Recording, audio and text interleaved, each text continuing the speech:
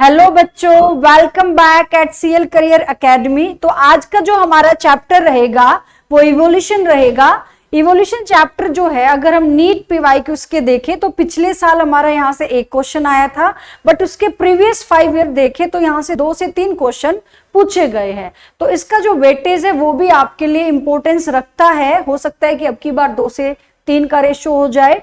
तो हम इस चैप्टर को करते हैं with the help of concept, कुछ इंपॉर्टेंट पीवाईक्यू के साथ। तो स्टार्ट करते हैं आज की वीडियो विदाउट वेस्टिंग टाइम। तो फर्स्ट क्वेश्चन हमारा ओरिजिन ऑफ लाइफ के कंटेंट से रहेगा। तो यहां पर जो हमारा पहला क्वेश्चन है बच्चे, वो क्या है? After about how many years of formation of earth life appeared on this planet. अब यहां पर ईयर पूछा गया है, एनसीईआरटी में बहुत अच्छे से मेंशन है। Formation of earth, how many formation of life appear. अब यहां पर क्वेश्चन में कंफ्यूज कैसे होगा बच्चा कि यहां पहले ओरिजिन ऑफ अर्थ हुआ है,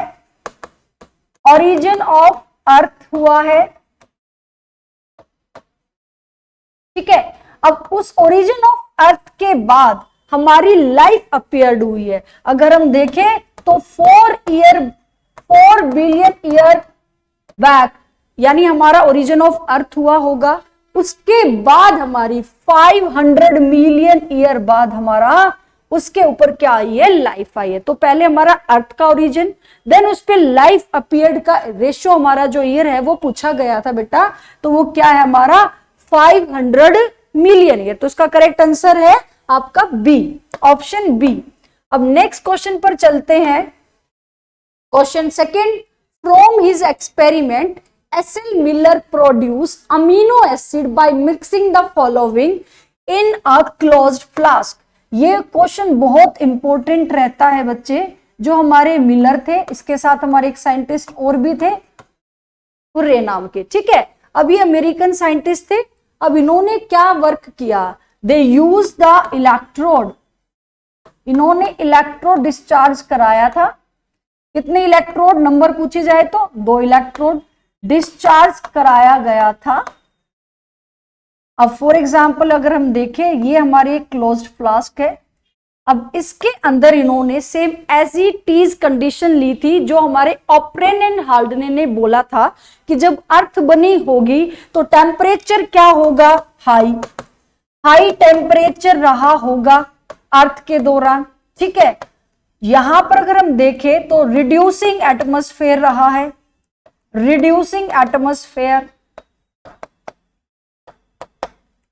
वॉल्केनिक स्टॉर्म रहे हैं। अब रिड्यूसिंग एटमॉस्फेयर का मतलब होता है नो ऑक्सीजन। ऐसी कंडीशंस को इसने लैब में परफॉर्म किया। वो करने के लिए इसने यहां पर बच्चे जो गैसेस का यूज किया है वो थी methane, hydrogen, ammonia and H2O। अब यहां पर इसने बच्चे 2 इलेक्ट्रोड ली थी जो कंटिन्यूअस स्पार्क कर रही थी, ठीक है। इनके स्पार्क से ये जो हमारी जो गैस है ये हमारे यहां पर अपीयर हो रही है। और इसके लिए यहां पर बच्चे इसने बॉइलिंग वाटर लिया था जो 800 डिग्री सेल्सियस पे वाटर वेपर की फॉर्मेशन कर रहा था। आपको इससे रिजल्ट क्या मिलेगा? अमीनो एसिड बनेंगे। क्या बनेंगे? Amino acid. अब बच्चा कंफ्यूज हो जाता है कि मैम जब वहां पर ऑक्सीजन नहीं थी, हमारा रिड्यूसिंग एटमॉस्फेयर था, तो उस दौरान यहां पर इस कंडीशन को कैसे मेंटेन किया गया? तो बच्चों आपको एनसीईआरटी के अंदर एक डायग्राम मेंशन है और यहां पर आपको एक वैक्यूम पंप दिखा रखा है, वैक्यूम पंप दिखा रखा है, ठीक है। ये वैक्यूम पंप क्या करता है? ये आपकी जो ऑक्सीजन यहां बन रही है उस ऑक्सीजन को रिमूव करता है। Same as it is condition जो हमारी अर्थ पे हुई थी सबसे पहले। Is clear?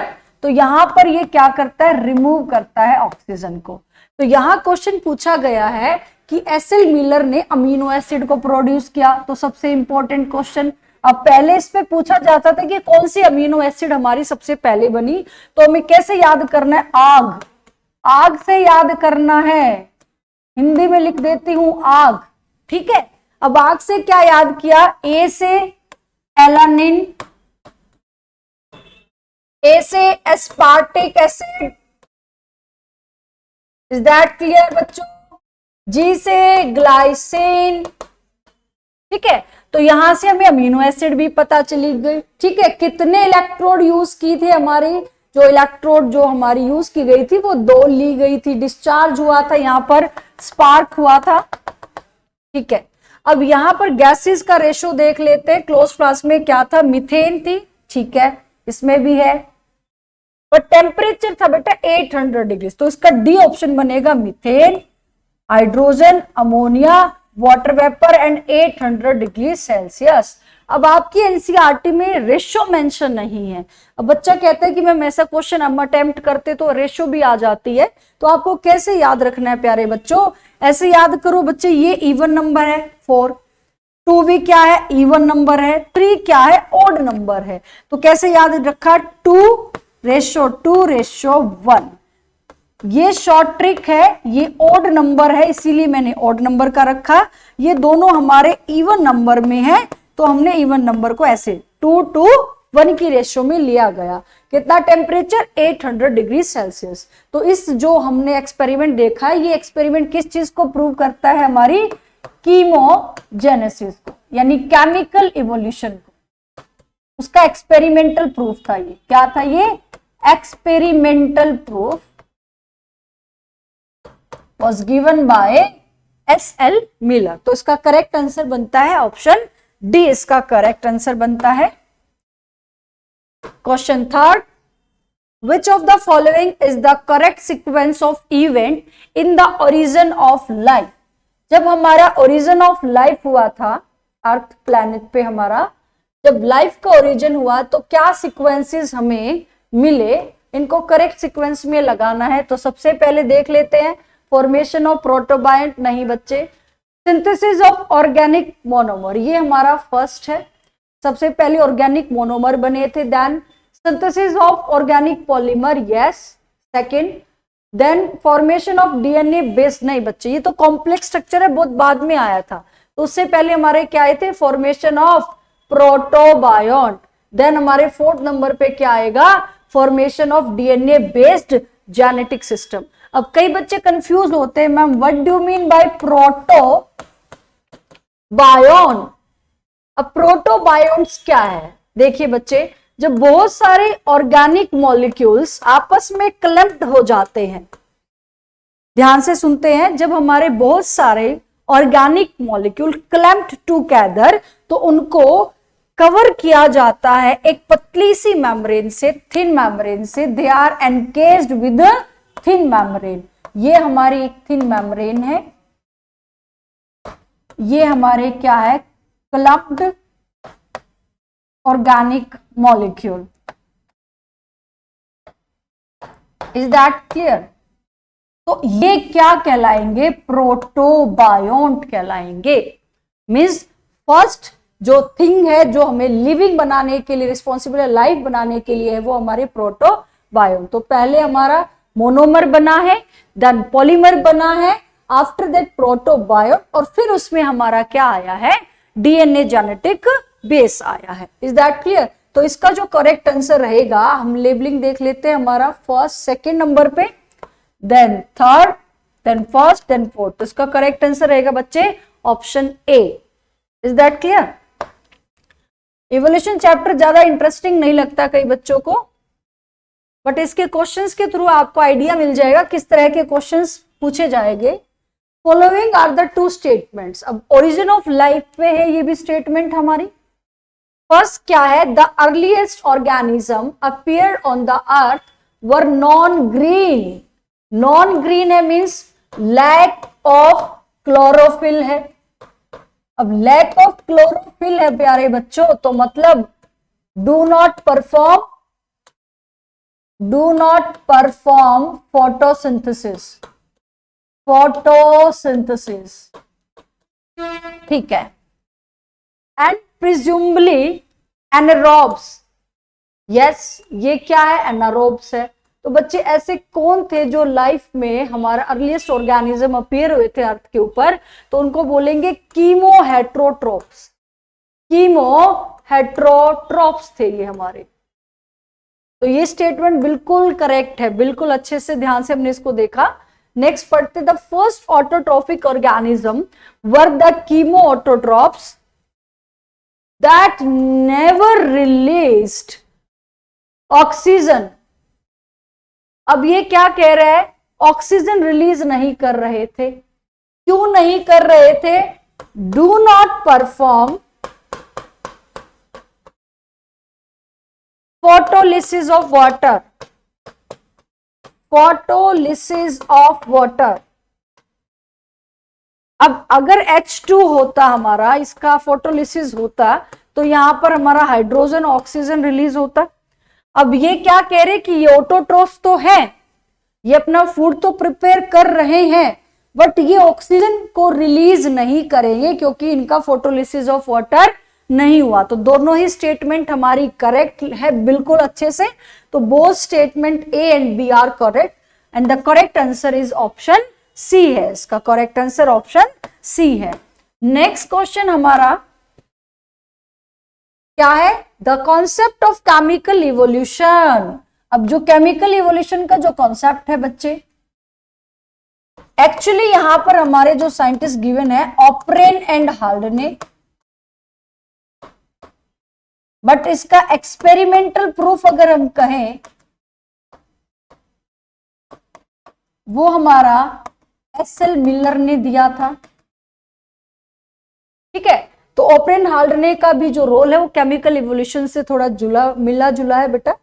तो ये कह रहा है कि कॉन्सेप्ट किस चीज पे बेस्ड था, इसको देख लेते हैं। Crystallization of chemical, no. Interaction of chemical, नहीं।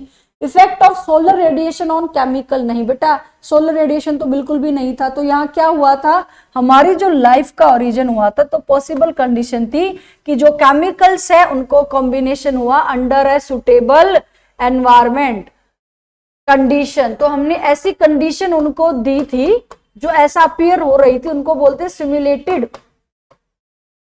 ठीक है, सिमुलेटेड कंडीशन यानी लैब के अंदर हमने परफॉर्म किया था और उन केमिकल का कॉम्बिनेशन हुआ था। तो पॉसिबल जो इसका रिजल्ट है वो क्या है, हमारा ऑप्शन डी आएगा। Option D is a correct answer.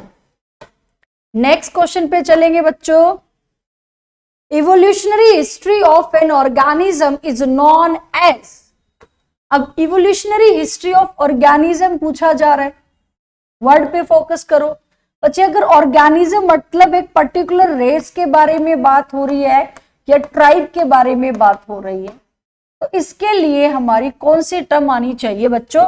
Ancestry, palaeontology, ontogeny, phylogeny. No बच्चे, इसका करेक्ट आंसर रहेगा फाइलोजेनी। आप लोग बहुत अच्छे से पढ़ते हो। हम यहाँ पर फाइलोजेनेटिक, यहाँ पर डेंड्रोग्राम भी बनाते हैं जो हमारे ऑर्गेनिज्म की हिस्ट्री को दिखाता है।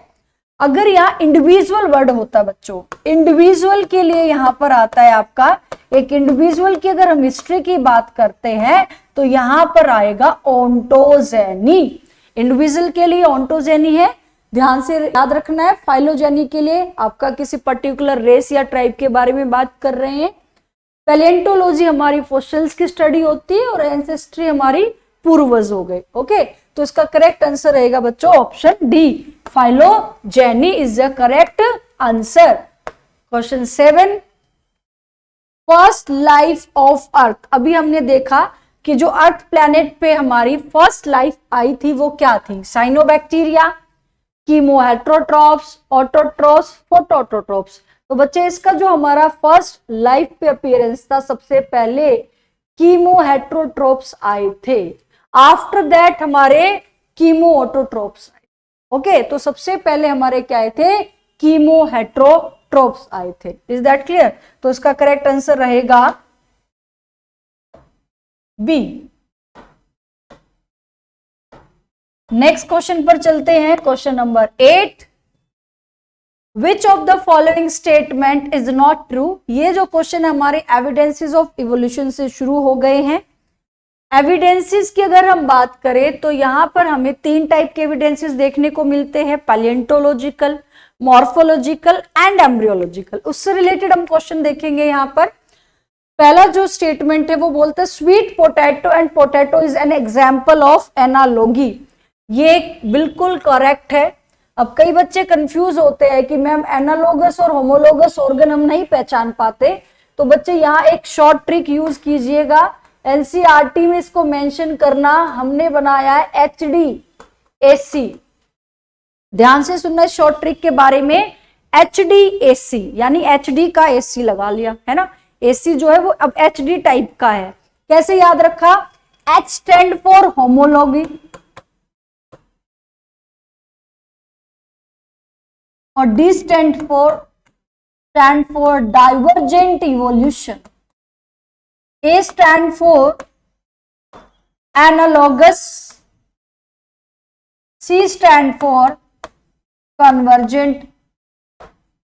तो आपको याद रखना है कि जो जहां पर भी होमोलोगस की बात की जाए वहां डाइवर्जेंट इवोल्यूशन है, और जहां पर भी एनालॉगस की बात की जाए वो convergent evolution. Is that clear बच्चों? अब ये होमोलोगस क्या होता है? जो हमारा जो स्ट्रक्चर है, स्ट्रक्चर रहेगा सेम एंड फंक्शन है हमारे डिफरेंट। ओके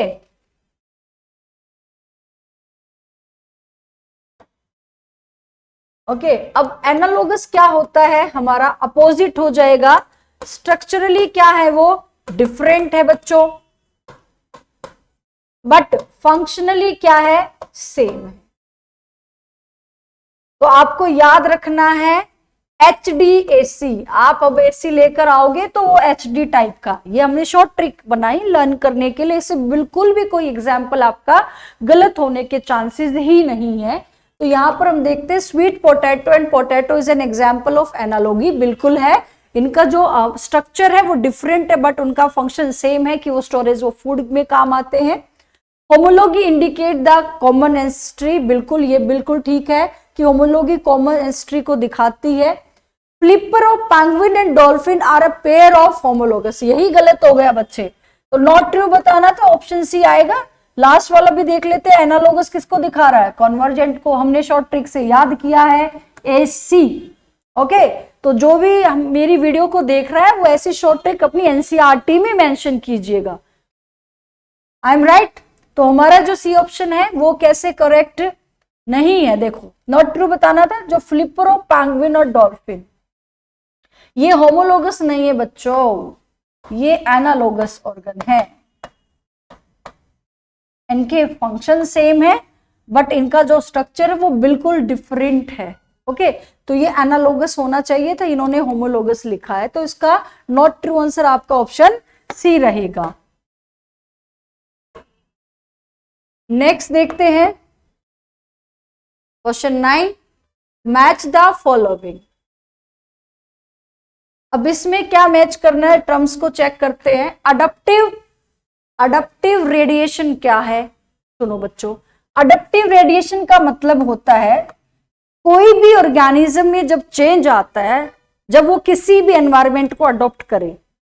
ध्यान से सुनना, change in organism according to the adopting their environment. वो अपने एनवायरमेंट में जब अडॉप्ट होता है तो उसकी बॉडी में चेंजेस आ रहे हैं, वो वेरिएशन को लीड कर रहा है, तो ये क्या कहलाएगा? अडप्टिव रेडिएशन कहलाएगा। तो डार्विन फिंचेस जो है हमारी, वो अडप्टिव रेडिएशन को दिखाती है। बिल्कुल दिखाती है डार्विन फिंचेस। ये हमारी NCERT में बहुत अच्छे से मेंशन है, ये हमारा एग्जाम्पल है इसका। कॉन्वर्जेंट इवोल्यूशन हमने अभी अभी देखा था। हमारा जो कॉन्वर्जेंट होता है वो किस तरह का होता है कि हमारे जैसे एनालॉगस ऑर्गन होने चाहिए ना, तो wings of butterfly and bird. तो इसका ऑप्शन क्या रहेगा हमारा? थर्ड। डाइवर्जेंट क्या है हमारा? जो होमोलॉगी को दिखाए। तो हमारी जो बोन्स होती है, four limbs in man and whale, इनका जो स्ट्रक्चर है वो सिमिलर है, स्ट्रक्चर सिमिलर है बट परफॉर्म डिफरेंट फंक्शन। अब डिफरेंट फंक्शन परफॉर्म करते इसीलिए वो डाइवर्ट हो गए हैं अपने पाथ से। याद रखो, होमोलोगस मतलब स्ट्रक्चर क्या है उनका सेम, वो अपने फंक्शन को अलग अलग कर रहे हैं तो डाइवर्जेंट हो गए हैं। कॉन्वर्जेंट में कैसे याद रखना है कि उनका जो स्ट्रक्चर है वो डिफरेंट होते हुए भी सेम फंक्शन को परफॉर्म करे, मींस कन्वर्ज हो गए हैं। Is that clear? तो इसको थोड़ा सा आपको शॉर्ट ट्रिक से याद करना है जो मैंने क्वेश्चन 8 में मेंशन किया है। नेक्स्ट देखते हैं इवोल्यूशन बाय एंथ्रोपोजेनिक एक्शन। अब एंथ्रोपोजेनिक एक्शन क्या होता है? एंथ्रोपोजेनिक याद रखना है आपको, during human being activities. Human being की एक्टिविटीज से जो भी इवोल्यूशन लीड होगा उसको बोलेंगे बच्चों एंथ्रोपोजेनिक। तो यहां ऑप्शन ए की बचता है, selection of resistant varieties due to the excessive use of herbicide and pesticide हम यूज करते हैं। तो ये हमारा क्या है, एक एंथ्रोपोजेनिक एक्शन है, इससे भी इवोल्यूशन हो सकता है। तो इसका हमारा क्या रहेगा, तालमेल फर्स्ट रहेगा। तो इसको मैच कर लेते हैं अपने ऑप्शन के अंदर। तो यहां पर देखते हैं क्या बनता है बच्चे इसका आंसर। अडेप्टिव रेडिएशन जो है हमारा क्या है यहां पर, डार्विन फिंच, ठीक है। और बी का हमारा क्या है, थर्ड, बिल्कुल। सी का क्या है, सेकेंड, और डी का है फर्स्ट। तो इसका करेक्ट आंसर रहेगा option D. Next question, flipper of penguin and dolphin. फिर से बार बार यही आ रहा है बच्चों। तो इस तरह के जो क्वेश्चंस है लास्ट 5 ईयर में होमोलोगस और एनालोगस ऑर्गन पे काफी क्वेश्चंस बने हैं बच्चों, थोड़ा सा आपको ध्यान में रखना है। फ्लिपर फिर से आ गया बच्चों। अब ये जो फ्लिपर की अगर हम बात करें, एक्चुअली ये एक सिमिलर ट्रेट है। ये सिमिलर ट्रेट जो है इनहेरिटेड हो गई, पेंगुइन ने और डॉल्फिन ने सिमिलर ट्रेट को लिया, बट फिर उनका जो फंक्शन है वो क्या हो गया, डिफरेंट, सॉरी सेम। फंक्शन क्या हो गया, सेम, और स्ट्रक्चर क्या हो गया, डिफरेंट। तो यहां पर हमारा क्या ऑप्शन आना चाहिए, ऐसा हमें कब देखने को मिलता है, जब हमारा फंक्शन होता है सेम और हम स्ट्रक्चरली होते अलग होते हैं। तो इसको याद करो बच्चों, जब हम स्ट्रक्चरली बिल्कुल अलग है फिर भी हम सब एक जगह आकर मिलते हैं, ऐसे याद रखो। एक जगह आकर मिल रहे हो तो मिलने को क्या बोल रहे हो, कन्वर्जेंट। तो इसका करेक्ट आंसर कन्वर्जेंट ही रहेगा। Is that clear? तो इसका करेक्ट आंसर क्या रहेगा प्यारे बच्चों, कन्वर्जेंट। तो वैसे भी आप 2-3 क्वेश्चन कर लोगे तो आइडिया हो जाएगा, जब भी फ्लिपर का क्वेश्चन आता है तो बच्चा रट्टा लगाता है कि वो कन्वर्जेंट है या एनालोगस है। नेक्स्ट क्वेश्चन देखते हैं, which of the following refer to correct example of organism which have evolved due to the change in environment। Environment में चेंज आने की वजह से, और एंथ्रोपोजेनिक एक्शन फिर से ह्यूमन मेड एक्टिविटीज।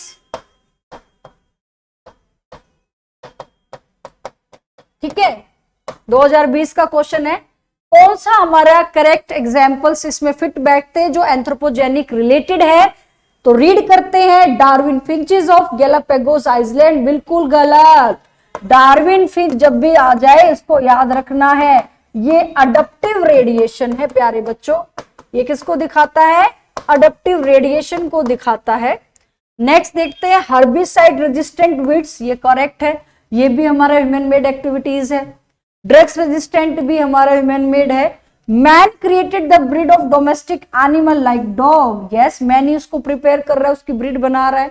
तो तीनों ही हमारे एंथ्रोपोजेनिक है। तो करेक्ट ऑर्डर क्या रहेगा, 2, 3 and 4, option B is the correct order. तो एंथ्रोपोजेनिक से याद रखना, मैन मेड एक्टिविटीज से जो इवोल्यूशन होता है। Question 12, embryological support for evolution was disappeared.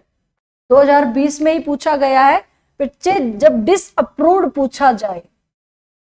अब डिसअप्रूव्ड की बात की जाए, हमारा जो एम्ब्रियोलॉजिकल सपोर्ट है वो किसने डिसअप्रूव किया था, साइंटिस्ट एल्फ्रेड वेलिस ने नहीं, चार्ल्स डार्विन ने भी नहीं, ऑपरेन ने तो केमिकल दिया था। तो इसका करेक्ट आंसर है कार्ल एर्नेस्ट वॉन बेयर।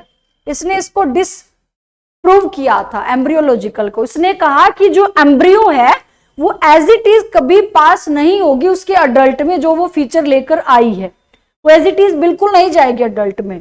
तो इसीलिए इसने एम्ब्रियोलॉजिकल एविडेंस को क्या किया, डिसअप्रूव किया था। ध्यान से देखना, यहां पर प्रपोज लिखा है या डिसअप्रूव लिखा है, तो ये डिसअप्रूव है, तो यहां पर आएगा आपका Karl Ernst von Baer. Next same इसी से रिलेटेड मैंने क्वेश्चन लिया था, ये नीट हुआ था कोविड के दौरान, तब पूछा गया है। Embryological support for evolution was proposed. अब यहां प्रपोज्ड पूछ लिया गया है, तो यहां पर आएंगे हमारे एर्नेस्ट हैकल।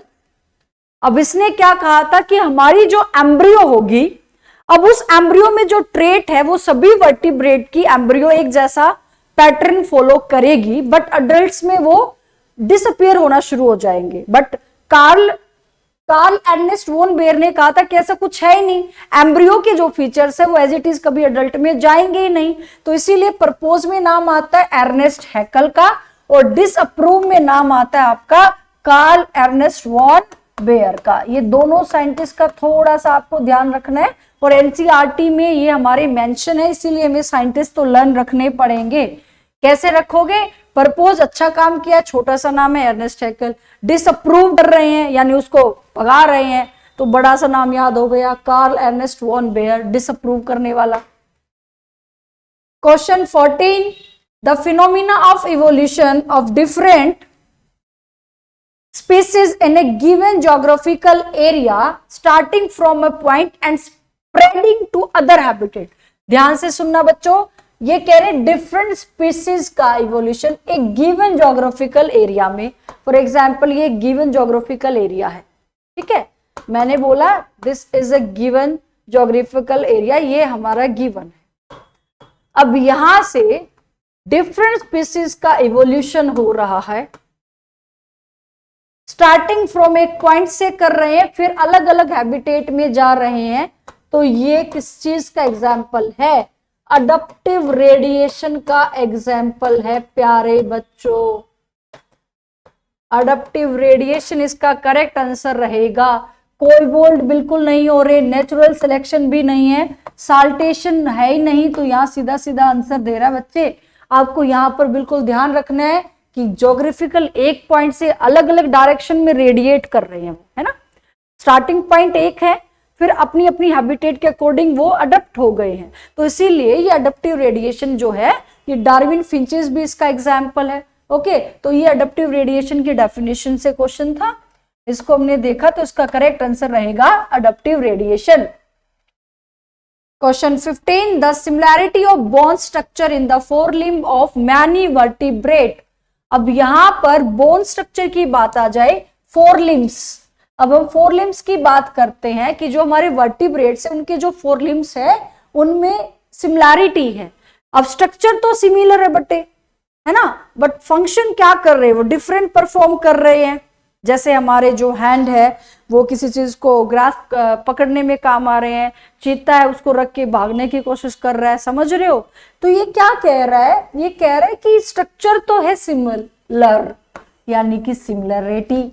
इसी से याद कर लो, जब स्ट्रक्चर सिमिलर है तो फंक्शन क्या होना चाहिए, डिफरेंट। तो क्या आएगा, होमोलॉगी। अब कहोगे मैम कन्वर्जेंट इवोल्यूशन नहीं, HD से याद करो, जो होमोलॉगी है वो डाइवर्जेंट होते हैं। वो क्या होते हैं, डाइवर्जेंट। तो इसका करेक्ट आंसर रहेगा ऑप्शन ए।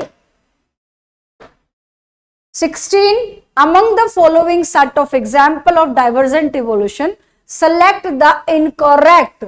अब ये आपको 4 से 5 क्वेश्चन मैक्सिमम, यहाँ पे बच्चे 7 भी हो सकते हैं, 8 भी हो सकते हैं। ये क्वेश्चन हमारे एविडेंसेस से, तो जितने एग्जाम्पल मैं ले सकती थी मैंने सभी इसमें कवर किए गए हैं। अब इनकरेक्ट पूछा गया है, चेक करते हैं। Forelimbs of man, bat and चीता। अब इन सब का जो स्ट्रक्चर है वो बिल्कुल सेम है, तो वो डाइवर्जेंट इवोल्यूशन ही शो करते हैं। हार्ट ऑफ बैट और मैन, ये भी डाइवर्जेंट दिखा रहे हैं, ब्रेन भी दिखा रहे हैं। तो क्या है ऐसा जो डाइवर्जेंट नहीं है? Eye of octopus, bat and man, ये आपका कॉन्वर्जेंट इवोल्यूशन दिखाते हैं। अब कॉन्वर्जेंट बोले तो यहां पर क्या आएगा, एनालोगस। याद कैसे करा हमने, AC से। एनालोगस हमेशा कॉन्वर्जेंट हो गए। तो इसके हमारे एग्जाम्पल थोड़ा सा हमारे माइंड में क्लिक करने के लिए, अगर फ्लिपर आता है तो आपका फ्लिपर वाला क्वेश्चन थोड़ा ध्यान से देखना, वो हमेशा ज्यादातर एनालॉगी का मिलेगा, है ना। और फोरलिम्स वाला हमारा डाइवर्जेंट यानी होमोलॉगी का मिलेगा। फिर से एक क्वेश्चन आ गया, analogous structure are a result, AC लगा लो भाई, गर्मी आने वाली है ना। अब एनालॉगस से कैसे याद रखना है, AC। यहां पर कॉन्वर्जेंट इवोल्यूशन है, एनालॉगस क्या है, कॉन्वर्जेंट। तो बाकी ऑप्शन को देखना ही नहीं है, बहुत अच्छे से आपको जब करेक्ट आंसर आ रहा है तो करेक्ट आंसर पे जाइए। एनालोगस क्या है? कॉन्वर्जेंट है। ठीक है, तो इसका करेक्ट आंसर रहेगा option B. Next question, which of the following structure are homologous to the wing of a bird. अब यहां पर पूछा है कौन सा स्ट्रक्चर होमोलोगस है विंग ऑफ बर्ड के लिए।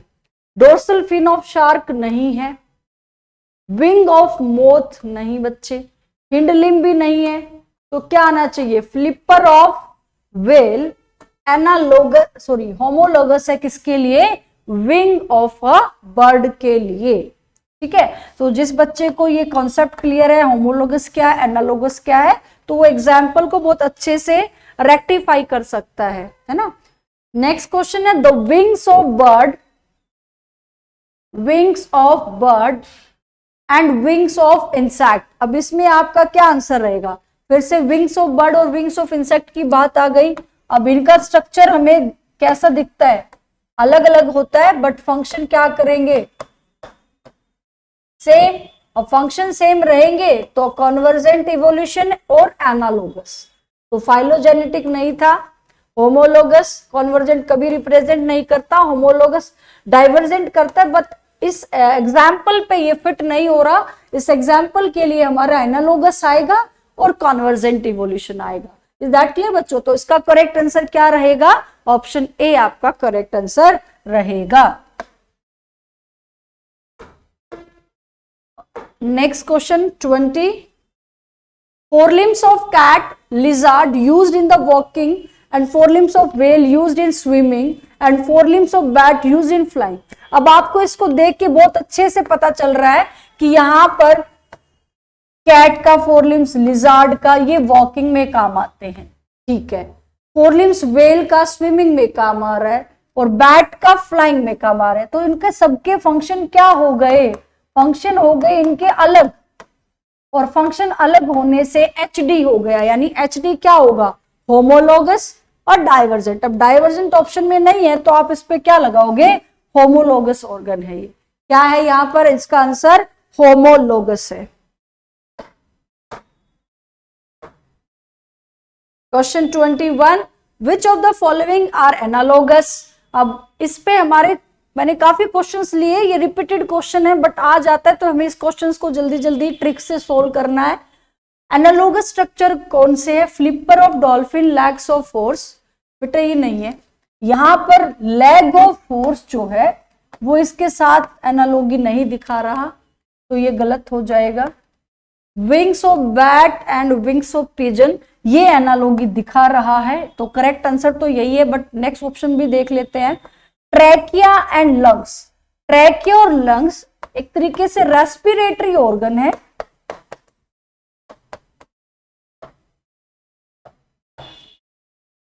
ना, तो इनका जो है थोड़ा सा अलग हो गया यहाँ पे, ये भी नहीं आएगा।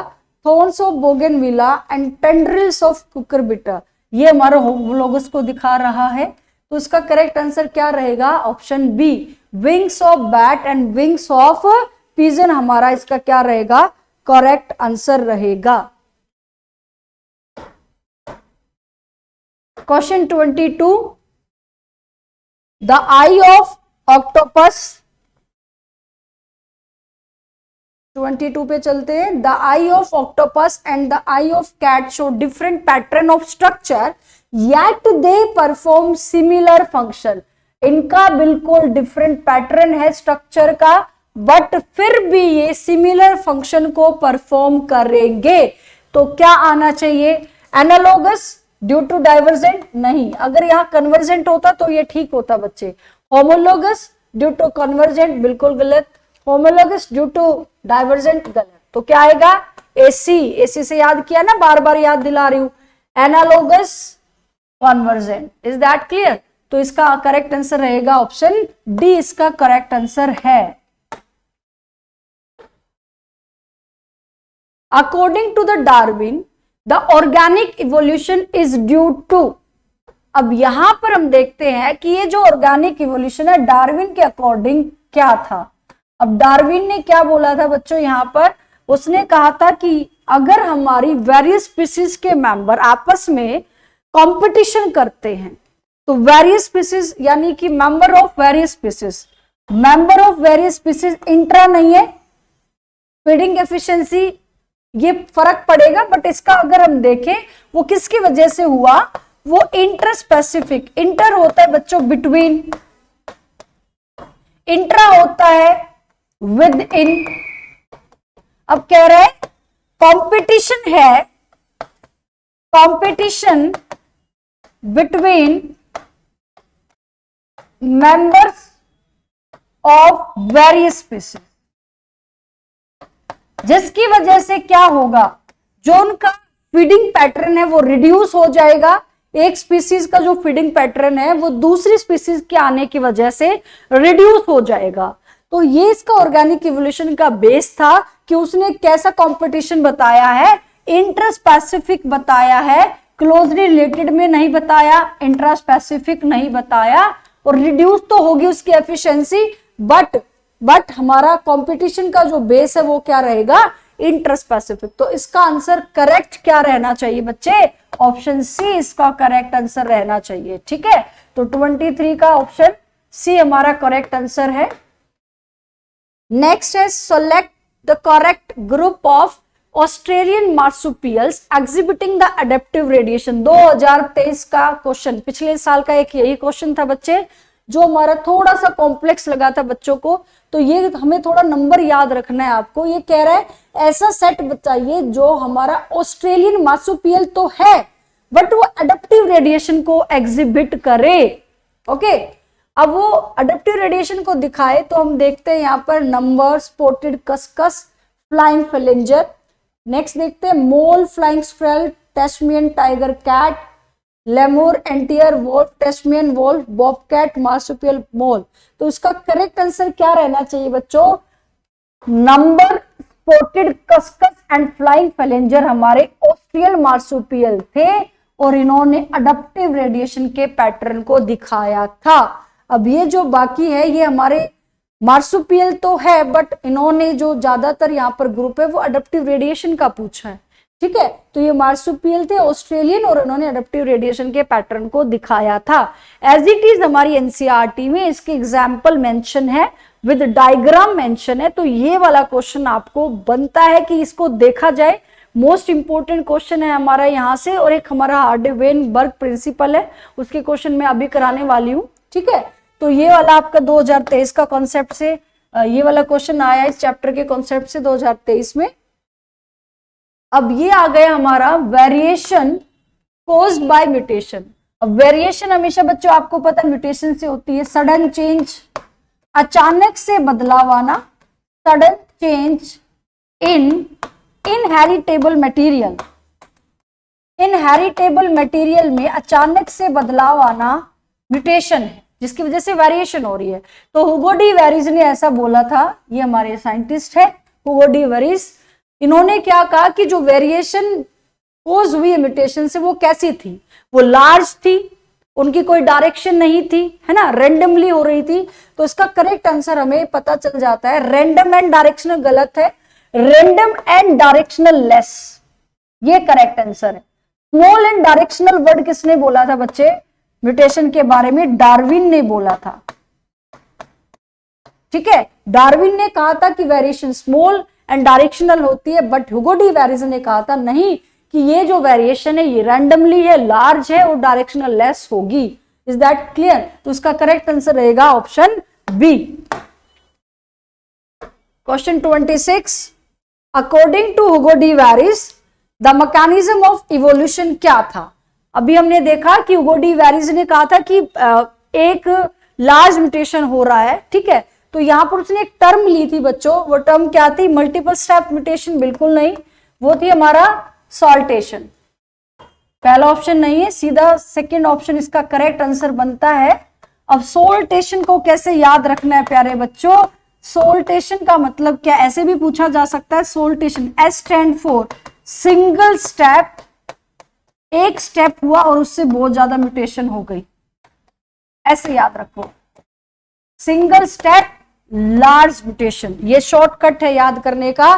सिंगल स्टेप, एस से बना सिंगल, एल इसमें आ गया तो मतलब large mutation, single step large mutation. Saltation term was given by Hugo de Vries, तो इसका मैकेनिज्म ऑफ इवोल्यूशन था साल्टेशन। नेक्स्ट है 27 question, industrial melanism is an example of, ये भी एंथ्रोपोजेनिक एक्टिविटीज से, ठीक है। अब पहले इंडस्ट्री नहीं थी तो हमारे जो व्हाइट विंग मोथ है उनका अपीयरेंस ज्यादा दिखता था, है ना। फिर बाद में इंडस्ट्री आ गई तो हमारा जो पॉल्यूशन है वो ज्यादा हो गया, तो मेलेनिज्म का अफेक्ट हो गया।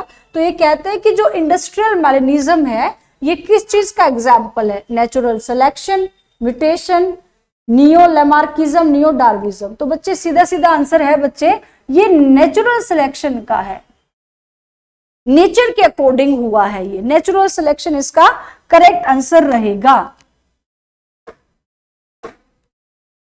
Question 28, variation in gene frequency with in the population can occur by chance. जब भी आपको कोई ऐसा वर्ड मिलता है जिसमें बाय चांस की बात पूछी गई है, अचानक से होने वाला वेरिएशन पॉपुलेशन में rather than the natural selection जब आता है, तो सीधा सीधा आंसर याद करो, कोई जेनेटिक लोड नहीं, कोई जेनेटिक फ्लो नहीं, रैंडम मेटिंग नहीं, करेक्ट आंसर याद रखो बच्चों, जेनेटिक ड्रिफ्ट, जो रैंडम या बाय चांस हुआ है, बाय चांस होने वाला, ठीक है। जीन फ्रीक्वेंसी में बाय चांस जो चेंज आया है वो हमारा जेनेटिक ड्रिफ्ट कहलाता है। क्या कहलाता है?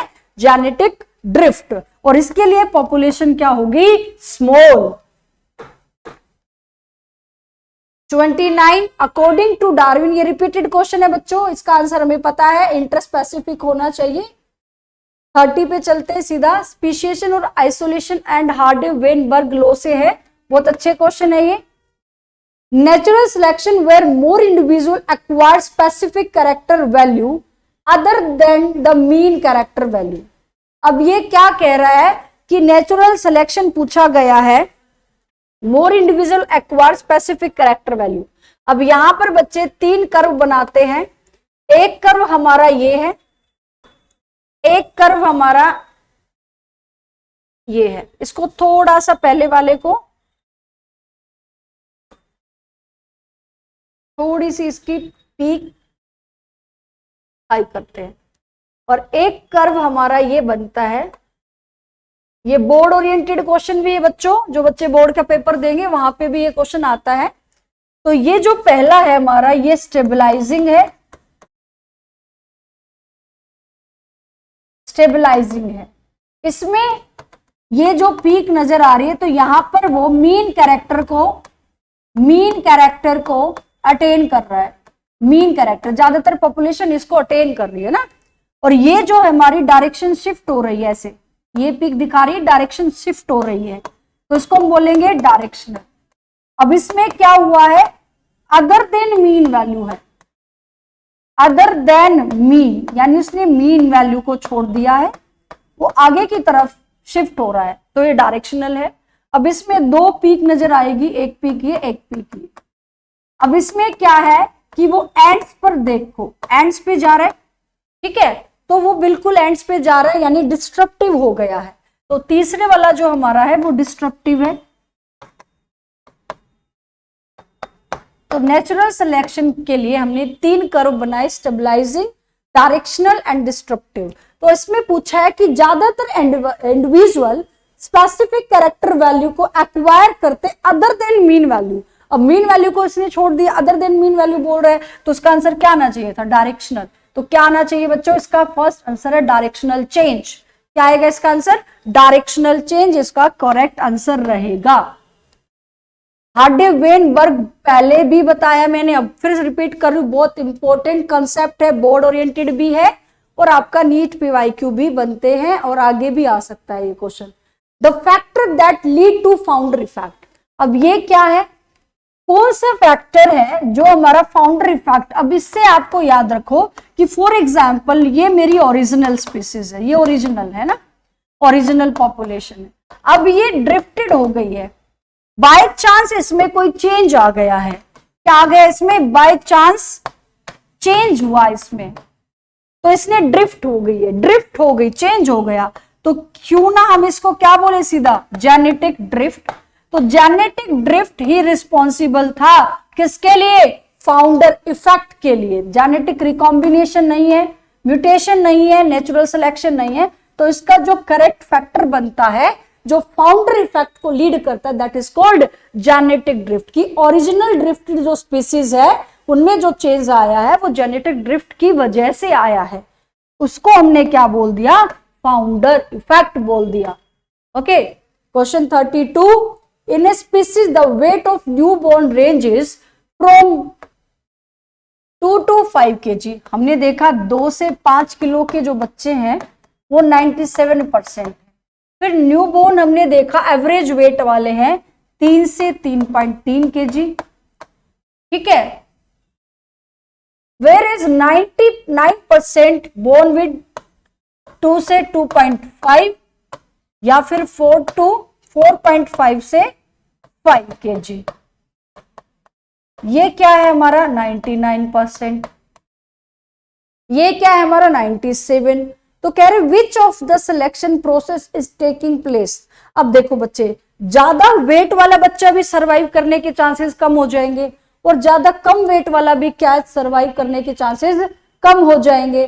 तो यहां पर एवरेज क्या बनना चाहिए, 2 से 5, यानी इन सबका एवरेज निकाले तो 3 से 3.3 kg। तो ये क्या है हमारा स्टेबल वैल्यू दिखा रहा है, तो इसको क्या बोलेंगे कि मोस्ट ऑफ द जो स्पीसीज है इस मीन कैरेक्टर वैल्यू को अटेन करेगी। ज्यादातर बच्चे जो है वो 3 से 3.3 kg के होंगे। तो इस प्रोसेस को हमने देखा, ये नेचुरल सिलेक्शन के कौन सी टाइप को दिखाता है, डायरेक्शन बिल्कुल गलत, स्टेबलाइजिंग सिलेक्शन, डिस्ट्रप्टिव नहीं है, साइक्लिक नहीं है, तो उसका क्या आएगा बच्चों, इसका आएगा स्टेबलाइजिंग। ओके, तो कैसे लर्न रखना है कि ज्यादा वेट वाला वो भी सरवाइव करने में डिफिकल्ट हो रहा है ना, और ये जो कम वेट वाला वो भी हमारा डिफिकल्टी फील कर रहा है, तो एवरेज वेट वाला यानी मीन कैरेक्टर वैल्यू को अटेन कर रहा है। तो ऐसे जो हमारा नेचुरल सिलेक्शन के जो क्वेश्चन है बच्चे, वो इस कर्व बेस पे भी आ सकते हैं या फिर कुछ ऐसा न्यूमेरिकल वैल्यू दे के भी आते हैं। A gene locus has 2 allele। अब यहां से देखो locus 2 allele A and small a। A हमारा हमने ले लिया डोमिनेंट है, स्मॉल a हमारा रिसेसिव है। अब ये होमोजाइगस डोमिनेंट है और ये भी हमारा होमोजाइगस रिसेसिव, ठीक है। अब इस A की जो वैल्यू है, A इज गिवन 0.4, ठीक है। तो what will be the frequency of homozygous dominant भी निकालने को बोला है, हेट्रोजाइगस भी बोला है और होमोजाइगस रिसेसिव। तो अकॉर्डिंग टू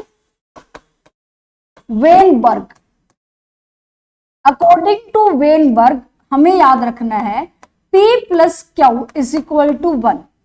यहां पर P डोमिनेंट है, क्यू यहां रिसेसिव है। तो P हमारा डोमिनेंट है A, हमने इसको माना इसकी वैल्यू 0.4 है, प्लस क्यू हमें गिवन नहीं है, तो क्यू की वैल्यू को हमने निकाल दिया 1 0 - 4 इज इक्वल टू 0.6, ठीक है। अब इसको हम इक्वेशन में पुट करते हैं, जो हमारे हार्डी-वेनबर्ग की इक्वेशन थी वो क्या थी, P square plus 2pq plus Q square, means p plus Q का होल स्क्वायर ले लिया हमने। अब p स्क्वायर मीन्स यहां पर a small a and small a। तो इसकी वैल्यू को पुट करते हैं यहां पर, a क्या है हमारा 0.4 इसका स्क्वायर, 2 इंटू में 0.4 इंटू में 0.6 स्मॉल a आ गया हमारा, ठीक है। तो यहां पर स्मॉल a को मैंने लिख लिया 0.6, तो यहां पर भी 0.6 का हो गया स्क्वायर। तो अब यहां पे देखो 0.4 का स्क्वायर क्या आ जाएगा 0.16, 0.6 का स्क्वायर क्या आ जाएगा 0.36, और जब इसको मल्टीप्लाई करते हैं, ठीक है, 4 2 जा कितना आ जाए हमारा 8 6 जा 48, तो पॉइंट में देखो 0.48। अब इसको ऑर्डर में लगाओ, इसने पूछा होमोजाइगस डोमिनेंट, यस 0.16 ढूंढो ऑप्शन में, ठीक है, तीनों ही दिखा रहे हैं। देन इसने पूछा हेट्रोजाइगस, तो 2pq, ये जो pq है ये हमारा किसको दिखाता है, हेट्रोजाइगस कंडीशन को, किसको दिखाएगा, हेट्रोजाइगस। तो इसका करेक्ट आंसर क्या रहेगा? 0.48, ये 0.36। ठीक है, तो इसका करेक्ट आंसर रहेगा बच्चे ऑप्शन सी। तो हार्डे-वेनबर्ग प्रिंसिपल पे क्वेश्चन भी बन सकते हैं, तो इनको थोड़ा ध्यान से देखना आप लोगों को। बहुत अच्छा कॉन्सेप्ट है ये हमारा इवोल्यूशन का। Question 34, in A Hardy-Weinberg equation the frequency of heterozygous individual is represented by. अब यहां पर हमने पहले क्वेश्चन में भी किया, heterozygous means capital and small a condition को दिखाता है ना।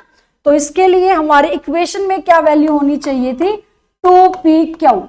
प्रॉपर इक्वेशन अगर लिखे तो हम यहां पर लिख लेते हैं प्रॉपर इक्वेशन। जो बच्चा इस क्वेश्चन से देख रहा है तो उसको थोड़ा समझ में मुश्किल आएगा, फिर भी लिख लेते हैं p² plus 2pq plus q²। तो ये वाली कंडीशन हेट्रोजाइगस है। क्या है ये? हेट्रोजाइगस। क्यू वाली हमारी होमोजाइगस है और p² वाली भी, दोनों ही हमारी क्या है? होमोजाइगस कंडीशन है। बट ये होमोजाइगस रिसेसिव है और ये होमोजाइगस डोमिनेंट है। Is that clear? तो इसका करेक्ट आंसर क्या रहेगा? 2pq is a correct answer.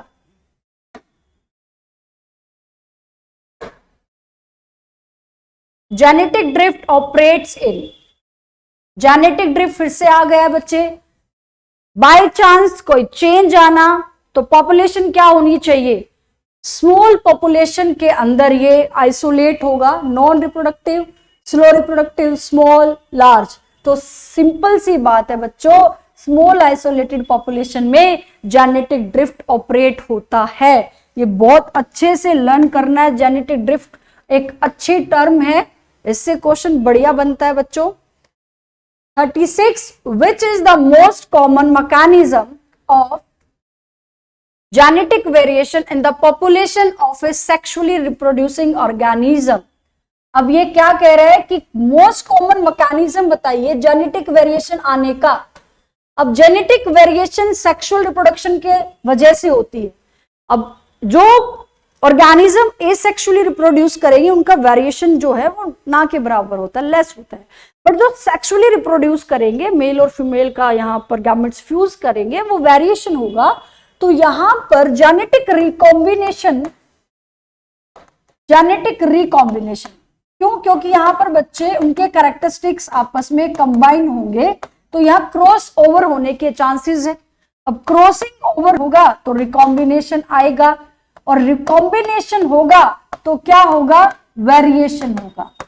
तो किसी भी पॉपुलेशन में वेरिएशन आने का जो कारण है वो रिकॉम्बिनेशन है। अब यहां जेनेटिक वर्ड नहीं तो कोई दिक्कत नहीं है, रिकॉम्बिनेशन। ड्रिफ्ट बिल्कुल नहीं है, ट्रांसडक्शन यहाँ कोई प्रोसेस है नहीं, क्रोमोसोम एब्रिविएशन हमारी डिजीज होती है। तो उसका करेक्ट आंसर क्या रहेगा? Recombination. Option B is the correct answer. Question 37, a population will not exist in Hardy-Weinberg equilibrium. Hardy-Weinberg equilibrium की जो इक्वेशन है उसको अगर हम ध्यान में रखें तो इसमें से कौन से फैक्टर जो है एग्जिस्ट नहीं करेगा? देखो वहां माइग्रेशन भी था, पॉपुलेशन लार्ज भी चल रही थी, म्यूटेशन भी है, तो क्या अफेक्ट नहीं होगा, क्या एग्जिस्ट नहीं करेगा? ये ठीक है, पॉपुलेशन लार्ज ठीक है। इंडिविजुअल मेट सेलेक्टिवली, बच्चे ये नहीं होना चाहिए, ये एग्जिस्ट नहीं करेगा। अगर ऐसा हुआ तो लाइकलीहुड के कैरेक्टरिस्टिक्स ज्यादा आएंगे, लाइकलीहुड अपीयरेंस हो जाएगी, जो कि हार्डी-वेनबर्ग इक्विलिब्रियम उस चीज को एग्जिस्ट नहीं करता। यहां पर आना चाहिए था non random mating.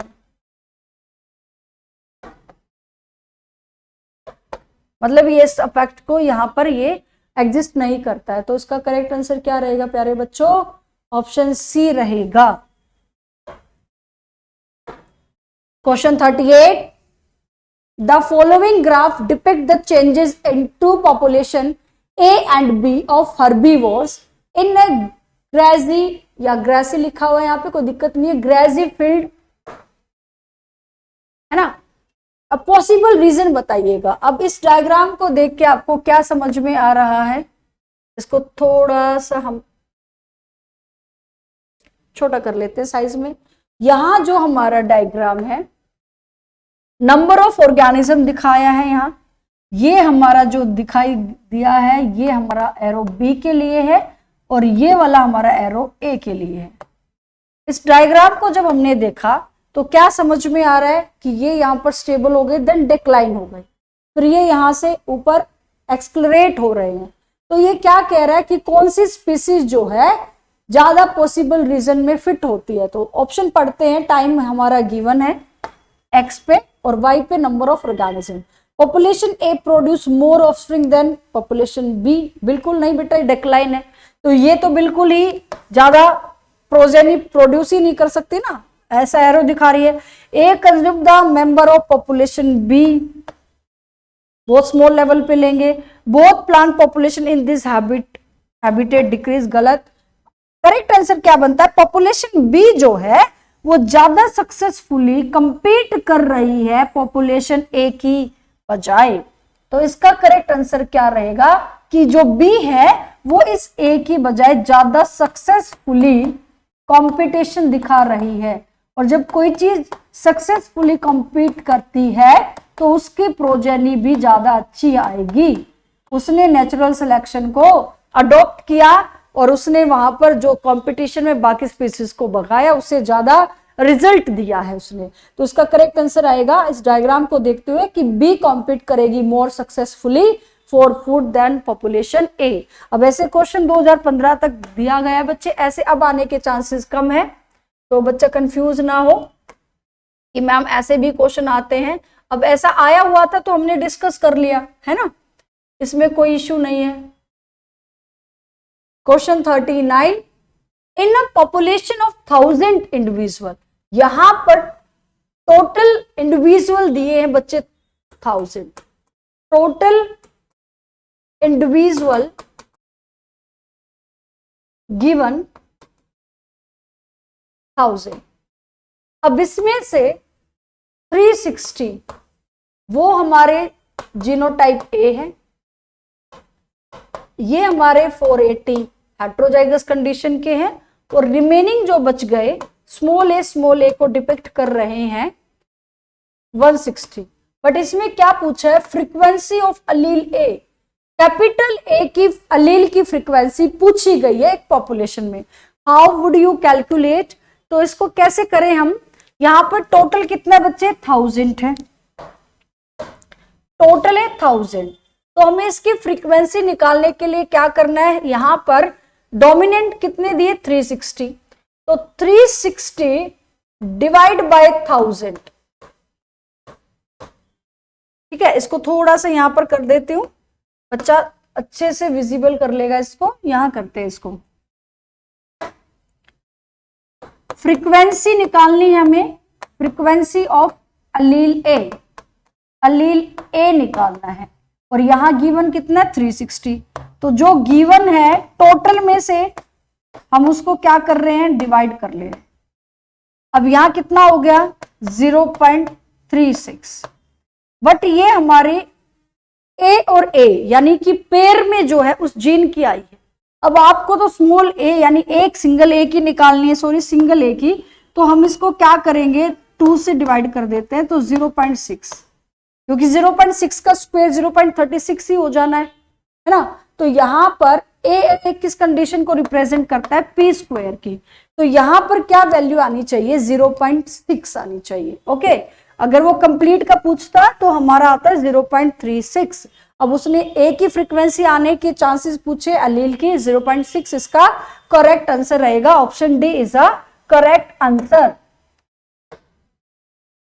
Next question, जो लास्ट क्वेश्चन इस वीडियो का, the tendency of a population to remain in genetic equilibrium may be distributed. अब ये क्या पूछा गया है कि किसी पॉपुलेशन की जो टेंडेंसी है, tendency of population remain genetic equilibrium में बनी रहे, वो कांस्टेंट रहे, ठीक है, तो वो डिस्ट्रीब्यूट या सॉरी डिस्टर्ब्ड किस वजह से होती है, मैंने इसको गलत प्रोनाउंस कर लिया, डिस्टर्ब्ड किस वजह से हुई है वो, ये पूछा जा रहा है कि जेनेटिक इक्विलिब्रियम कांस्टेंट बनी रहे, क्या टेंडेंसी है कि वो मे बी डिस्टर्ब हो जाए, तो क्या टेंडेंसी होनी चाहिए, lack of random mating, yes यही आंसर आना चाहिए बच्चे। अगर रैंडम मेटिंग नहीं करेगा, लैक, अब ये तो है इसका lack of migration, lack of mutation, random mating वो कर रहा है, तो लैक ऑफ रैंडम मेटिंग अगर वो ऐसा नहीं कर रहा है, एब्सेंस है, तो हमारी जो टेंडेंसी है किस चीज की, पॉपुलेशन की रिमेन कांस्टेंट, वो क्या हो जाएगी, डिस्टर्ब हो जाएगी। ओके, तो आज का जो हमारा लास्ट क्वेश्चन है वो यही था, और इस इवोल्यूशन चैप्टर से जो अच्छे से अच्छे मैंने पीवाईक्यू है वो आपको सोल्व करवाए हैं, बढ़िया बढ़िया कॉन्सेप्ट से कराए हैं, शॉर्ट ट्रिक से कराए हैं। तो आपको अगर मेरी वीडियो अच्छी लगती है तो उसको जरूर लाइक और सब्सक्राइब कीजिएगा। अगला जो हमारा चैप्टर रहेगा वो हमारा ह्यूमन हेल्थ एंड डिजीज रहेगा, तो कॉन्टिन्यूटी में बने रहिएगा। आपका फिर से बोलूंगी कि बहुत धन्यवाद, आप मेरी वीडियो को देख रहे हो, व्यू कर रहे हो, बट इससे आपको फायदा मिलेगा, इसीलिए आप मेरे साथ बने रहिएगा। Thank you everyone.